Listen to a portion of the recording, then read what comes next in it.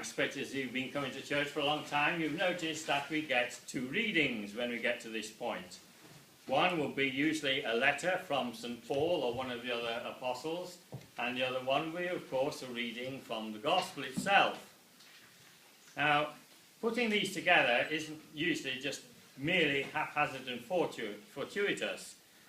The compiler of the lectionary tried to make a connection between often at any rate, between the epistle and the Gospel.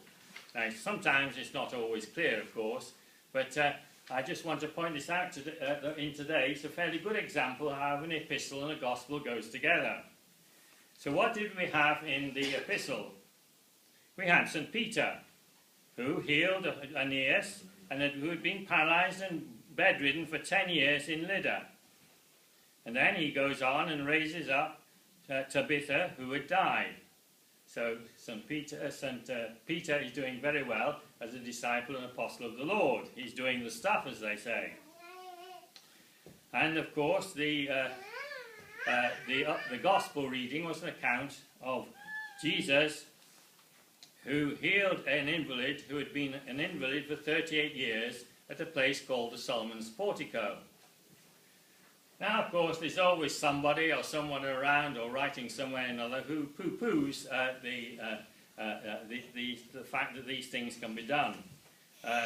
Just as, of course, the Jews at the time did that in Jesus' presence. But actually, the joke is on them, because in the 19th century, they actually found this pool with Solomon's Portico, and it's all there if you want to see it, just as it's written about in the Gospel.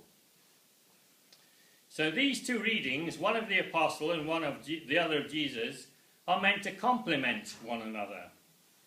They tell that the power of the risen Jesus is alive and active in the church through his disciples.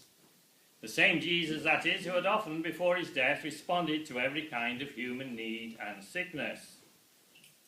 So, in short, it tells us, these two readings, that the same risen Jesus is alive and active in his church.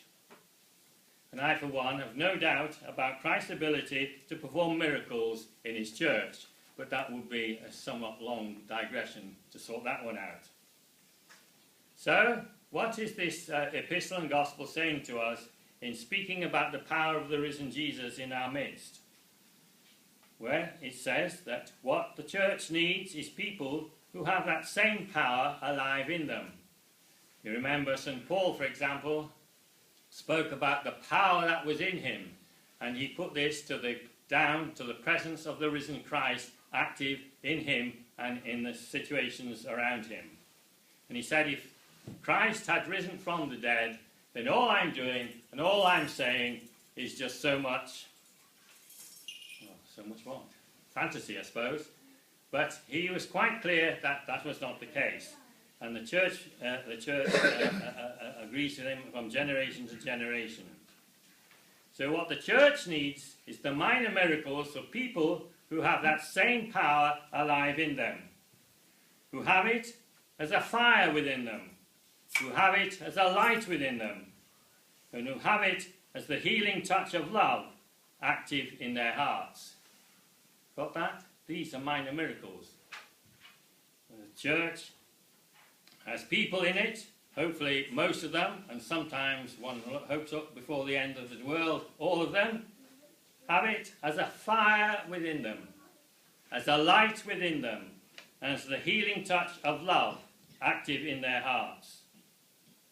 So how did this tie up with today? Well, we have the opportunity, here and now, today, to kindle and nourish that fire every time we offer ourselves to be made one with Jesus in the liturgy. And there's no one stopping you from being one of these people, except yourself. Think of it. May the Lord bless you.